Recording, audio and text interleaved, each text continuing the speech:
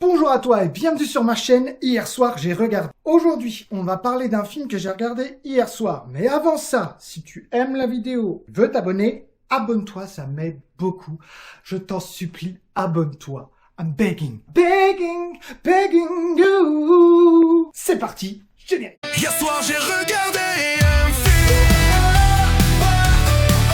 Du coup, hier soir, j'ai regardé un film qui s'est appelé Deep Impact. C'est un film qui date des années 98, il me semble. C'est très vieux, dans 3 ans, il a 30 ans quand même. C'est un film catastrophe, mais sauf que c'est pas un film catastrophe comme 2012 ou Armageddon. Non, celui-là, il est plus centré sur les relations humaines et surtout le comportement humain. Je t'explique vite fait le film. Le film commence où 2 jeunes gens regardent le ciel avec un télescope et il y en a un parmi eux, lui.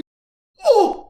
Frodon! Qu'est-ce qu'il fout là? Enfin bref, Frodon découvre donc Comète et va en parler à son professeur. Le professeur fait plus d'études sur la comète en question et il découvre que la comète va droit sur la Terre. Le journaliste essaye de savoir pourquoi il y a un membre de gouvernement qui a démissionné sans raison. Ça cache quelque chose. Oui, ça cache quelque chose, évidemment. Le gouvernement cache toujours quelque chose.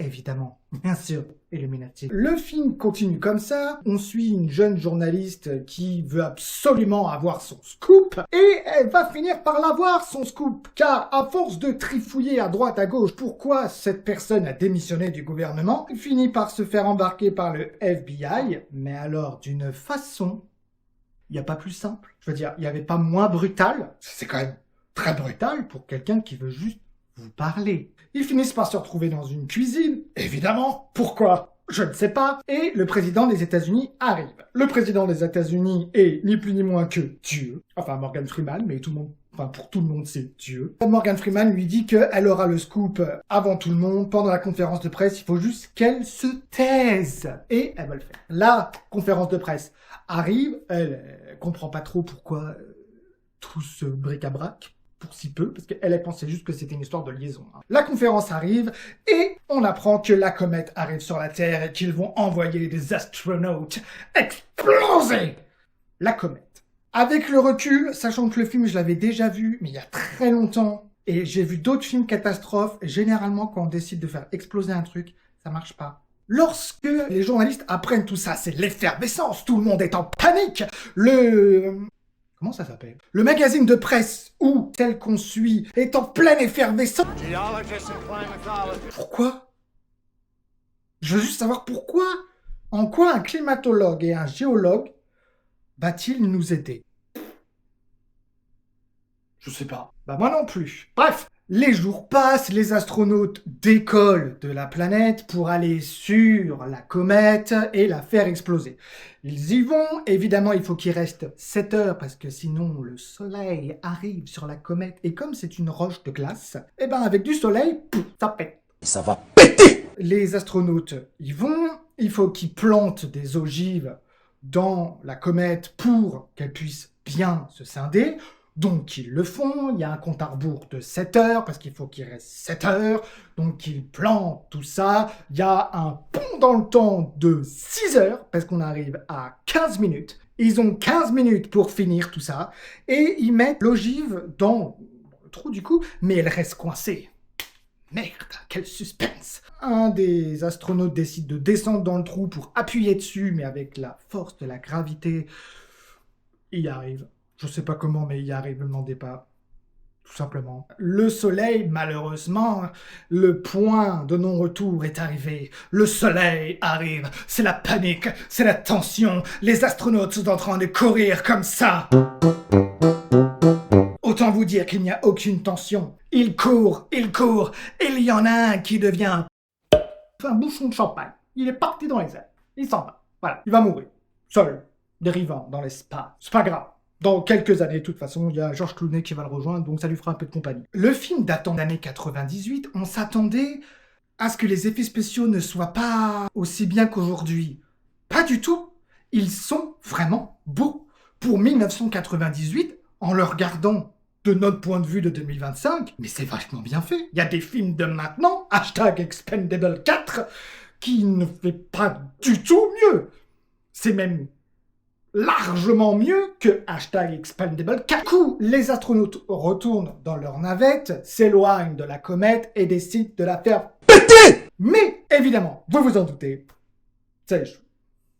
Évidemment, ça fait une catastrophe. Cependant, il y a un petit truc que je n'arrive pas à comprendre.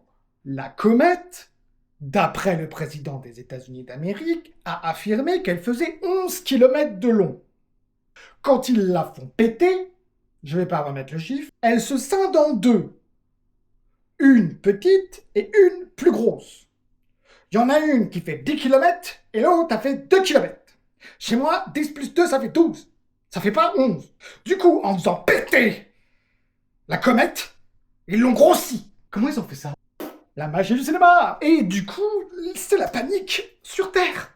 Mais alors la panique, mon Dieu, les gens vont se dire qu'on va tous crever. Tout le monde est en panique. La mission a été un échec et 2 comètes arrivent sur la planète Terre. Le président des États-Unis qui l'informe aussi que les autres pays font pareil, même si, bon, c'est un film américain des années 98, donc le monde et les États-Unis. Il informe que ça a été un échec et que des places seront réservées, 800 000 personnes tirées au hasard seront mises dans des refuges pour survivre pendant 2 ans, le temps que la poussière tombe, etc. Les gens sont terrorisés. On retrouve Frodon avec sa copine qui décide de la marier, de s'épouser avec, de s'amouracher avec, de passer sa vie avec. Je n'ai plus d'autre argument que cela. Et du coup, Frodon ramène une bague de fiançailles. Non pas 1, mais 2 anneaux. Frodon a 2 anneaux. Il décide de se marier avec, évidemment, pour qu'ils puissent être ensemble. La famille de Frodon se fait appeler, disant qu'ils ont été sélectionnés. Évidemment, il a quand même trouvé la comète, donc vu qu'il est marié avec sa petite chérie, sa chérie peut venir. Sauf que quand c'est le moment d'embarquer, les parents sont pas dessus, en fait, de sa copine. Enfin, de sa femme, du coup. Du coup, ils peuvent pas venir. Sa femme ne veut pas y aller. Et Frodon dit « Mais si, viens !» Et sa femme dit « Non, je ne peux pas !» Et les parents, derrière, sont là, présents. Comme tout parent responsable, fiable et amoureux de leur enfant, que leur enfant a une chance de survivre, ils décident de rien faire.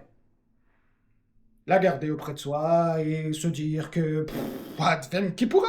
On se retrouve donc 5 jours avant l'impact. Les gens sont paniqués. Il y a une ambiance tendue dans l'air. Pas tendue dans le sens effroi, peur, mais plus tendue dans le sens on va tous mourir. Ils sont effrayés, apeurés, comme une forêt en feu où tous les animaux fuient pour leur vie. Là, c'est la même chose. Ceux qui ont accès au refuge vont au refuge, les autres essayent de survivre. Et c'est normal. Léo, Frodon, décide d'un coup de tête, une fois arrivé devant le refuge, numéro 23, le refuge. C'est très important, je ne sais pas pourquoi ils ont mis ça en gros, numéro 23. Frodon décide sur un coup de tête de partir. Je vais retrouver ma femme. Et ses parents décident de le laisser faire. Évidemment. Pourquoi les parents sont-ils si irresponsables? Ils ont vraiment peu, mais très très peu, de considération pour leur propre progéniture. Je vais rejoindre ma femme que je viens d'épouser il y a 2 heures. Bien sûr, mon enfant. Vas-y, va à une mort certaine. Va. Non, tout parent va dire « Non mais tais-toi, t'es pas majeur, t'es mon fils, tu restes avec moi, t'en retrouveras une autre. » Voilà, ça c'est tout ce que les parents diront. Mais non, ils décident de « Va mon enfant, va retrouver ta femme et va mourir. » C'est débile. Il décide de retrouver Sarah, il va chez elle. Elle n'est pas là, évidemment. Il y a un chien, on ne sait pas pourquoi, mais il y a un chien qui est là, qui aboie, qui ne bouge pas. Mais il est là. Il décide d'aller dans l'atelier, dans le garage. On peut appeler ça un garage atelier si on veut. Et il décide de voler une moto. Un volet. Il fouille partout avec des gobelets attachés. Comme idée d'ailleurs, d'avoir attaché des bocaux comme ça pour mettre des trucs. Dedans, il y a des vis, des clés. Et il arrive à trouver les clés du cadenas qui l'empêchait de prendre la moto. Il prend la moto et file tout à l'heure chercher sa copine ou sa femme. Je ne sais pas. De toute façon, ils sont mineurs. Bref. S'ensuit le président qui fait un discours et qui indique tout simplement la fin du monde et que tout le monde va mourir. Bonne chance à tous, joyeux Hunger Games à tous. Je peux pas m'empêcher de me dire qu'avec tout l'arsenal nucléaire mondial, c'est-à-dire les États-Unis, la France, l'Angleterre, la Russie, la Chine, l'Inde et toutes ces ogives nucléaires, pourquoi on les a pas tous bombardés sur la comète? Je veux dire, à un moment donné, il n'y a plus de comète. Mais bon, cependant, 10 heures avant l'impact, les astronautes qui sont encore là-haut et qui ont échoué, d'ailleurs il y en a un qui est devenu aveugle parce qu'il n'a pas... Quoique, c'est pas trop grave, j'ai envie de vous dire. Il s'est pris des rayons UV, ses rétines sont littéralement normalement brûlées à cause du soleil, mais non. On lui a mis un petit pansement et il va mieux. La magie du cinéma, j'aimerais avoir ce pansement pour le mettre sur mes blessures quand je me casse la gueule. 10 heures avant l'impact, ils ont une idée et ils décident d'en faire part à Houston. L'on retrouve Frodon errer dans les bouchons avec sa moto. On voit les gens dans les embouteillages, paniqués, bloqués. Ils ont pris toutes leurs affaires, notamment une piscine. Pourquoi? On ne sait jamais. En tant que fin du monde, c'est toujours agréable d'avoir un petit plongeon ou un petit truc pour barboter. Au bout d'un moment, à force de errer comme ça au sein des embouteillages, il finit par retrouver la famille et sa chair est tendre. Ils se font des câlins et des mamours et les parents ont enfin, alléluia, ils ont retrouvé leur responsabilité de parents et ont décidé de laisser une chance à leur fille et à leur petit enfant de survivre. Enfin, les parents responsables sont redevenus responsables. Bref, ils s'en vont avec la moto. On arrive à la fin. J'ai trouvé la fin absolument, vraiment magnifique. Les visuels, les graphismes sont beaux. C'est poétiquement tragique, mais sublimement efficace. J'ai quand même versé ma petite larme à la fin quand les astronautes dévoilent leur plan et qui au final fonctionne. C'est tout pour la vidéo, je vous laisse sur le suspense pour savoir si Frodon, si la journaliste, si Morgan Freeman, alias God himself, est toujours en vie, si les astronautes ont bien remis les pieds sur Terre. Je ne sais pas pourquoi je prends cet accent. Bref, c'est la fin de cette vidéo, merci à tous de l'avoir regardée, n'hésitez pas à la partager, abonnez-vous. C'est important pour moi. En passant, le lien est en description si tu veux regarder le film. Regarde-le, il est vraiment bien. Ce film est disponible sur Netflix et sur Amazon Prime. Ciao! Hier soir j'ai regardé